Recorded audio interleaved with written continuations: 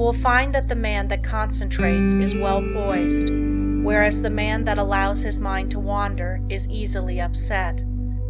When in this state, wisdom does not pass from the subconscious storehouse into the consciousness.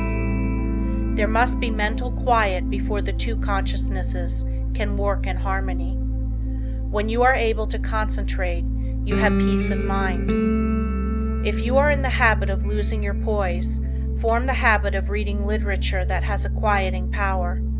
Just the second you feel your poise slipping, say, "Peace," and then hold this thought in mind, and you will never lose your self-control. There cannot be perfect concentration until there is peace of mind. So keep thinking peace, acting peace, until you are at peace with all the world. For when once you have reached this state, there will be no trouble to concentrate on anything you wish. When you have peace of mind, you are not timid or anxious or fearful or rigid, and you will not allow any disturbing thought to influence you. You cast aside all fears and think of yourself as a spark of the divine being, as a manifestation of the one universal principle that fills all space and time. Think of yourself thus as a child of the infinite, possessing infinite possibilities. Write on a piece of paper, "I have the power to do and to be whatever I wish to do and be." Keep this mentally before you, and you will find the thought will be of great help to you. The mistake of concentrating on your business while away. In order to be successful today, you must concentrate, but don't become a slave to concentration and carry your business cares home.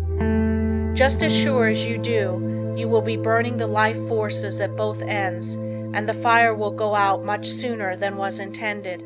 Many men become so absorbed in their business that when they go to church they do not hear the preacher because their minds are on their business. If they go to the theater, they do not enjoy it because their business is on their minds. When they go to bed, they think about business instead of sleep and wonder why they don't sleep.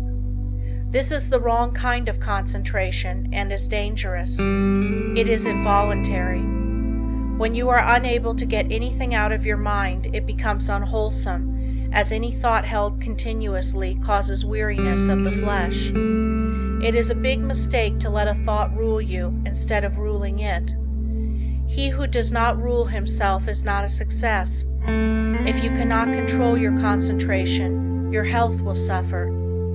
So never become so absorbed with anything that you cannot lay it aside and take up another. This is self-control. Concentration is paying attention to a chosen thought. Everything that passes before the eye makes an impression on the subconscious mind.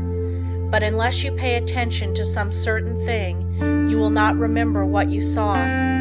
For instance, if you walk down a busy street without seeing anything that attracted your particular attention, you could not recall anything you saw. So you see only what attracts your attention. If you work, you only see and remember what you think about. When you concentrate on something, it absorbs your whole thought. Self-study valuable. Everyone has some habits that can be overcome by concentration. We will say, for instance, you are in the habit of complaining or finding fault with yourself or others, or imagining that you do not possess the ability of others, or feeling that you are not as good as someone else, or that you cannot rely on yourself, or harboring any similar thoughts or thoughts of weakness. These should be cast aside, and instead thoughts of strength should be put in their place. Just remember, every time you think of yourself as being weak, in some way you are making yourself so by thinking you are. Our mental conditions make us what we are. Just watch yourself and see how much time you waste in worrying, fretting, and complaining. The more of it you do, the worse off you are. Just the minute you are aware of thinking a negative thought, immediately change to a positive one. If you start to think of failure, change to thinking of success. You have the germ of success within you. Care for it the same as the setting hen broods over the eggs, and you can make it a reality. You can make those that you come in contact with feel as you do, because you radiate vibrations of the way you feel, and your vibrations are felt by others. When you concentrate on a certain thing, you turn all the rays of your vibrations on this. Thought is the directing power of all life's vibrations. If a person should enter a room with a lot of people and feel as if he were a person of no consequence, no one would know he was there unless they saw him, and even if they did, they would not remember seeing him because they were not attracted towards him. But let him enter the room feeling he was magnetic and concentrating on this thought, others would feel his vibration. So remember, the way you feel, you can make others feel. This is the law. Make yourself a concentrated dynamo from which your thoughts vibrate to others. Then you are a power in the world.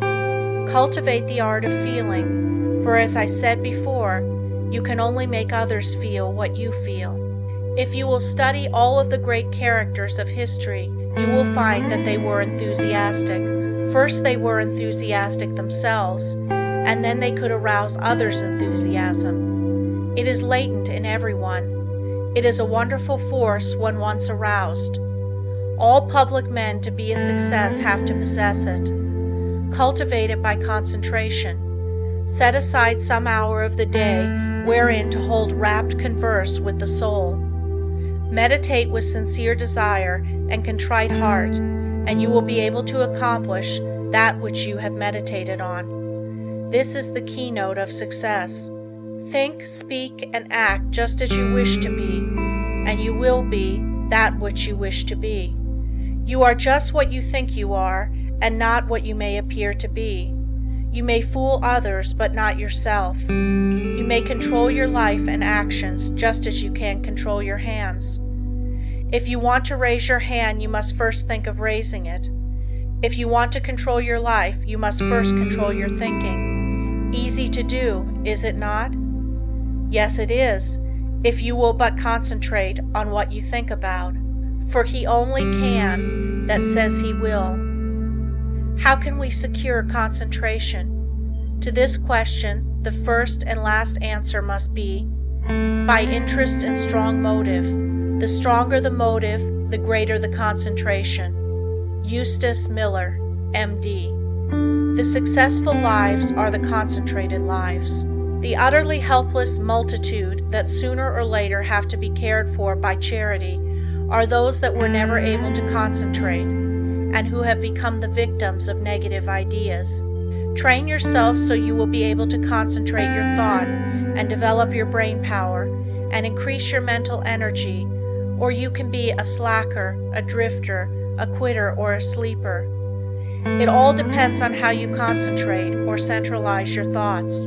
Your thinking then becomes a fixed power, and you do not waste time thinking about something that would not be good for you. You pick out the thoughts that will be the means of bringing you what you desire, and they become a material reality. Whatever we create in the thought world will someday materialize. That is the law. Don't forget this. In the old days, men drifted without concentration, but this is a day of efficiency, and therefore all our efforts must be concentrated if we are to win any success worth the name. Why people often do not get what they concentrate on? Because they sit down in hopeless despair and expect it to come to them. But if they will just reach out for it with their biggest effort, they will find it is within their reach. No one limits us but ourselves. We are what we are today as the result of internal conditions. We can't control the external conditions. They are subject to our will. Through our concentration, we can attract what we want, because we become in rapport with the universal forces from which we can get what we want. You have watched races, no doubt. They all line up together. Each has his mind set on getting to the goal before the others. This is one kind of concentration. A man starts to think on a certain subject. He has all kinds of thoughts come to him, but by concentration he shuts out all these but the one he has chosen. Concentration is just a case of willing to do a certain thing and doing it.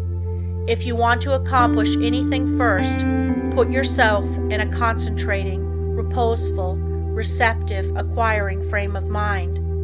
In tackling unfamiliar work, make haste slowly and deliberately, and then you will secure that interior activity which is never possible when you are in a hurry or under a strain. When you think hard or try to hurry results too quickly, you generally shut off the interior flow of thoughts and ideas.